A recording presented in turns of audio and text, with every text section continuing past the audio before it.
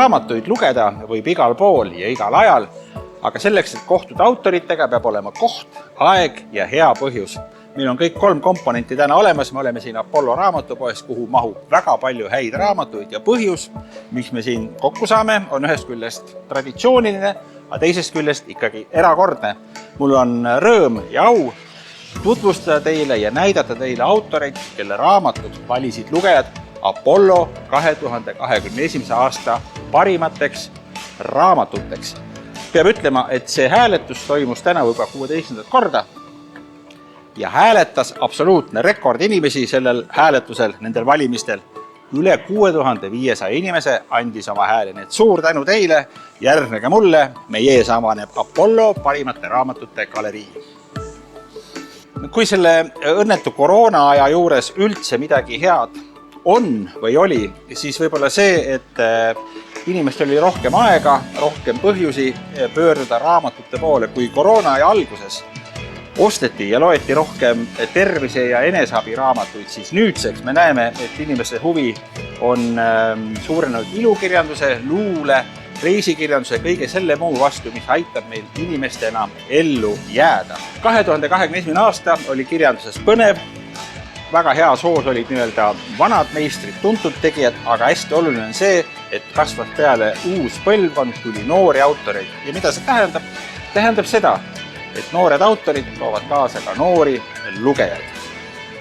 Üks tähtis asi tänapäeva kirjanduselus on sotsiaalmeedia, et sotsiaalmeedias mitte ainult ei reklaamita, ei turundata raamatuid, on juba raamatuid, mis on valmis kirjutatud sotsiaalmeedias ja sotsiaalmeedia suur mõju nii-öelda päris paberist raamatutele on see, et tänu internetile, tänu sotsiaalmeedia platvormidele suureneb ka paberist raamatute läbimüük ja nende inimeste vajadus neid oma kodus hoida.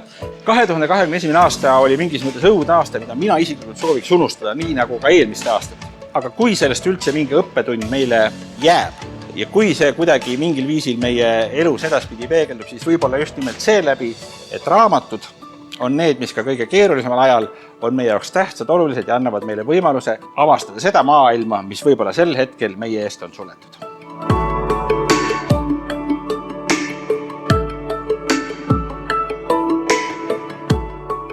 Aga nüüd auhindade juurde. Eesti taasiseseisvumisest möödus eelmisel aastal 30 aastat ja seepärast alustame kategooriast eestlane ja tema lugu. Selles kategoorias hääletati lemmikuks Heljo Männi Väikesed võililled kirjastuselt Tänapäev AS. Kahjuks ei ole Heljot meiega juba 2 aastat, aga temaga saab suhelda just selle raamatu abil. Võib vist öelda, et Väikesed võililled on eestlane ja tema lugu par excellence. Kimp armastunud lastekirjaniku Heljo Männi lapsepõlvemälestusi, enam kui 150 pildikest, mis annavad lugejale ettekujutuse eluolust eestaegses linna- ja maakodus ning tütarlaste koolis, kus isegi lastevahelises suhtlemises sai tihti määravaks seisuse vahe. Võrust, Tallinnast ja Ida-Virumaalt Sompa külast korjatud mälestuskildudest õhkub suurt soojust lapsepõlve ja perekonna, eriti ema ja vanaema vastu. Vahel tõsiselt, vahel humoorikalt räägib Heljo näiteks sellest, kuidas lapsena kogemata kerjama sattus. Samuti jutustab ta toonasest salmialbumite suurmoest, oma lapsepõlve ainsast isiklikust raamatust Bambupeedu ja teised, jõulupeost Savois ning oma päris esimestest lapsena kirjutatud juttudest ja luuletustest. Väikesed võililled ilmus esmakordselt aastal 1983 ja aasta hiljem sai Heljo Männ selles Juhan Smuuli nimelise kirjanduse aastapreemia laste- ja noorsookirjanduse valdkonnas. Möödunud aastal ilmunud raamat ei ole aga nõukogudeaegse teose pelk kordustrükk. Esiteks on lisatud 52 lugu, mis nõukogude ajal raamatust välja jäid. Teiseks on lisatud autori perekonnafotod, mida aitas välja valida Heljo Männi tütar. Ja kolmandaks on Angelika Schneider andnud raamatule uue, helge ja väärika kujunduse. Nii, tere Mart, armas sõber sina siin. Oi, kullake. Näed, me just koeraga tule kallistame. Robin, tule ka siia. Tule, Robin, kallistame ka sinuga. Me just oleme jalutuskäigul, aga me vahepeal istume ja puhkame natuke. Ei istu ja ei puhka. See ei ole ka saade Sõber koer. Ei olegi vä? See on Apollo parimate ilukirjandusteoste autasustamine ja mul on sulle rõõmus uudis, sa oled sattunud täiesti õigel ajal, täiesti õigesse kohta. tasub käia koeraga jalutamas. Ropi tule siia poole. Sinu raamatu mälestused on Apollo lugejad valinud 2021. aasta parimaks ilukirjandusteoseks. Palju õnne sulle. Me täname Robiniga mõlemad. Ja palju õnne ka kirjastusele Varrak, kes selle suurepärase teose väljaandja on. Kelle mälestused, Andrus, need nüüd siis on? No need on selle raamatu järgi, kui lähtuda, siis nad on erinevate esemete, taimede, loomade ja lindude mälestused.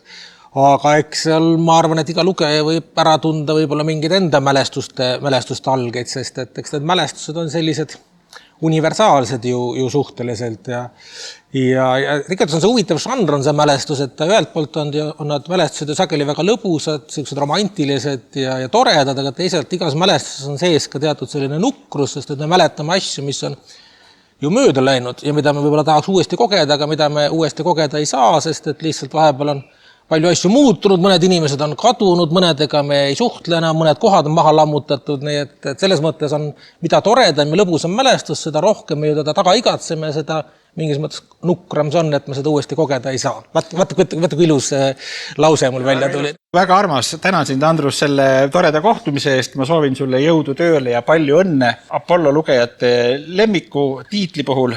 Daamid ja härrad, parim ilukirjandusteos autor Andrus Kivirähk ja tema koer Robin. Meil kõigil aeg-ajalt tuleb ette äratundmisi ja mind praegu täiesti kindlalt on tabanud äratundmine, et see ei saa olla keegi muu kui Lauri Räpp, kelle Apollo lugejad valisid parima luuleraamatu autoriks. Ja mul on õigus, tõepoolest, Lauri Räpp on siin. Lauri, ole hea, palun. Tule minu juurde. Tervist! Tervist! Ja palju õnne! Sinu raamat Lihtsate asjade tähtsus Rahvaraamatu kirjastuselt on valitud Apollo lugejate poolt aasta parimaks luuleraamatuks. Suur tänu! Sa oled öelnud, et kõik tuleb ringiga tagasi. Kuidas algas sinu auhinnaring? Võib-olla ta algas ikkagi sellest, et ma ükskord võtsin julguse kokku ja kirjutasin esimese raamatu. Et kui ma poleks seda kirjutama hakanud, siis ma ei oleks ka selle 5. auhinnani jõudnud. Kuigi ega see auhinna saamine mul siiamaani on selline, ta võtab ikka väga sõnatuks. Sinu raamatu pealkiri on Lihtsate asjade tähtsus. Mis on see kõige tähtsam lihtne asi? Inimesed ja siis kõige lähedasemad inimesed. Et ilma inimesteta isegi see auhind, et kui ma saaks selle ise endale ainult ja kui mul poleks kõrval inimesi, kes nagu kaasa ei elaks ja kellega mul seda rõõmu poleks jagada, siis ei oleks mitte midagi. Et lihtsalt inimesed ja oma inimesed. Kuidas sinu loominguline tee algas? Kas sa kõigepealt hakkasid luuletama ja siis läksid Instagrami või sa olid juba sotsiaalmeedias ja siis hakkasid luuletama? See luuletamine tuli palju hiljem, et päris looming algas ikkagi üldse ühest reisikirjast, mille üle ma väga uhke ei olegi, aga ma ei osanud kirjutada ennem, et kuskilt tuleb alustada, et ega nii see läks, jah. Teadle, ma arvan, et meil juttu oleks pikemalt. Ja. See minu kohtumine sinuga on täna esmakordne ja see on äärmiselt minu jaoks põnev ja silmaringi laiendav. Hästi tore on tuttavaks saada. Ma arvan, me kohtume kunagi jälle, räägime pikemalt, kindlasti. Aga praegu ma tänan sind selle raamatu eest. Ma soovin sulle palju õnne ja edu. Suur tänu, aitäh! Lauri Räpp, daamid ja härrad. Kui juba internetimaailmast juttu tuli, siis järgmisi auhinnatud autorid meil ei õnnestunudki linna meelitada ja sellepärast me õnnitleme neid läbi kaasaegsete sidevahendite. Me helistame. Tere, Mari! Sina, Aaron Troi ja Keskkirjastus võitsite lasteraamatu kategoorias raamatuga Loodus laste moodi. Palju õnne teile! No nii, tšau, tervitused siit Piila inspiratsioonitalust Hiiumaalt. Me peame natuke vaiksemalt rääkima, sest et meil beebi tudub veel, aga me hea meelega oleme nõus nüüd vastama teie küsimustele. Kõigepealt suur aitäh, et me saime nii ägeda auhinna endale. Ma saadan kõigile, kes hääletasid suured terad. See annab nii palju jõudu juurde. Ja kirjastuse poolt ka suur kummardus kõigile, kes hääletasid meie poolt ja kes selle raamatu võtsid siis valikusse, nii et suur tänu kõigile. Räägi natuke sellest raamatust, kas on tulekul veel? Auhinna sai siis Loodus laste moodi esimene osa. Eesti aasta laste raamat. Ebareaalne, nii lahe. Ma usun, et üks põhjus, miks selle auhinna me saime, on sellepärast, et tegelikult see auhind ei lähe mitte ainult meile, vaid kõigile, kes siia raamatusse joonistasid. Et see raamat on selline äge, et siin on need hästi paljude laste ja ka täiskasvanute inimeste joonistused. loomadest, nii et tegelikult see on meie kõigi auhind. Kas ma teeksin veel raamatuid sellesse sarja? Tegelikult juba on üks raamat tehtud, looduslaste moodi osa 2 on juba välja tulnud ja kuna siia joonistas veel rohkem inimesi pilte ja nii palju on tagasisidet tulnud, et tahaks veel joonistada, siis eeskirjastus teeme veel või? Jaa, on. Ma arvan küll, et 3. osa on ka tulemas, et sellest üks hästi kena lasteraamatu triloogia sünniks. Aitäh ja palju õnne teile. Soovin teile jõudu tööle ja kohtumiseni. Aitäh ja tšauka. Mõnusat tähistamispidu teile seal. Nii suur aitäh. Kui eelmine raamat oli looduse käsiraamat lastele ja jutud sai räägitud Hiiumaalt, siis nüüd siirdume mõtetes, aga mitte füüsilises maailmas Kihnu saarele, kuhu juhatab meid Mare Mätas ja tema raamat Minu Kihnu, mille Apollo lugejad valisid eelmise aasta parimaks populaarteaduslikuks raamatuks. Palju õnne, Mare! Aitäh! Sa oled öelnud, et see raamat Minu Kihnu, mille väljaandjaks on Petrone Print, et sa kirjutasid selleks, et leida vastuseid. Kas sa leidsid need vastused ja mis on need küsimused, mida kõige sagedamini Kihnuga seoses küsitakse? See raamat on selles mõttes oli selle kirjutamine keeruline, et eesmärk oli kirjutada väljapoole ja ma kogu aeg mõtlen oma kogukonna peale. Ehk siis nagu leida see kesktee, et kogukonnal oleks sealt midagi lugeda ja leida vastuseid oma küsimustele. Ja teine asi on see, et need kogukonna küsimused siis väljapoole ka arusaadavad oleks. Ja vastuste leidmine on äärmiselt keeruline, jah. No mina mitte kihnlasena ja Kihnus väga harva käinud inimese minu jaoks oli see raamat väga põnev ja tekitas tungiva soovi külastada Kihnut juba eeloleval suvel. Kuidas kihnlased ise selle raamatu vastu võtsid?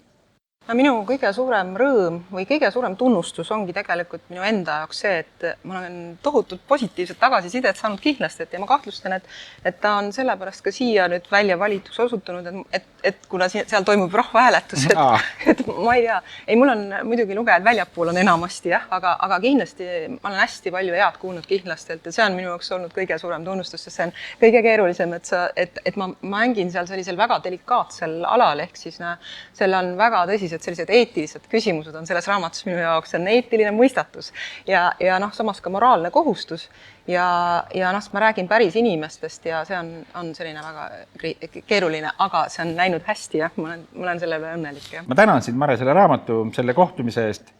Palju õnne sinu kirjastusele, aga jõudu tööle sulle ja meeldivate kohtumisteni.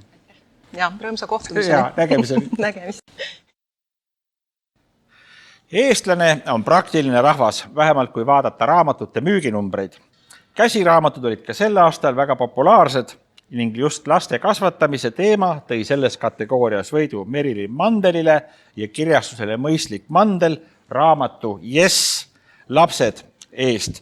Ma ei tea, kas Merilin on hetkel laste kasvatamisega hõivatud, aga kuna Instagrami kontol on ka Yes, lapsed liikumist märgatud, siis me siiski katsume nutiseadmete abil autoriga ühendust saada. Tere, Merilin! Palju õnne sulle! Sinu head näpunäited tõid parima raamatu konkursil Aime raamatute kategoorias sulle võidu. Nii tore! Aitäh! Väga-väga tore tunnustus. Sinu raamatus räägitakse rohkem õigest mõtlemisest kui õigest käitumisest. Mida me siis lapsevanematena kõige rohkem valesti mõtleme? Esiteks, eks ole, võiksime ju sinna punkti, kus me enam ei kategoriseeri midagi kuidagi väga rangelt õigeks ja valeks, sellepärast, et näiteks see nõuanne, mis ma annan ühele inimesele, on teise inimese jaoks täiesti vastuvõetamatu ja kui näiteks sina teed midagi ühtemoodi ja arvad, et see on õige, siis keegi kuskil arvab niikuinii, et see on täiesti vale. Nii et sellist nagu kasvatuse võtmes õiget vale kategoriseeringut on nagu raske teha. Küll aga on mul tunne, et mis me kuidagi ühiskonnas või kultuuriliselt valesti mõtlema on siis võib-olla see, et kui keegi saab lapsevanemaks, et siis ta kuidagi muutub selliseks monoliitseks, isikupäratuks, geneeriliseks rolliks, mida ta hakkab siis täitma või esindama, kui tegelikult jääb tal ikkagi alles ju kogu tema senine aju, oma seniste mõtete, tunnete, kogemustega, uskumustega ja nii edasi. Ehk siis iga lapsevanem ja iga selline kasvatus nišš, mida iga inimene pakub oma kodus, on hästi-hästi isikustatud, et ma arvan, et see kogu see üldine mõte, et kuidagi lapsevanem olemine tähendab ühte ja sama asja kõigi jaoks, et see vist on see mõtteviis, mida ma ka oma raamatuga proovin väga teadlikult muuta. Aitäh, Merilin! Tänan sind selle huvitava raamatu ja toreda vestluse eest veel kord. Palju õnne, tervisi ja kohtumiseni!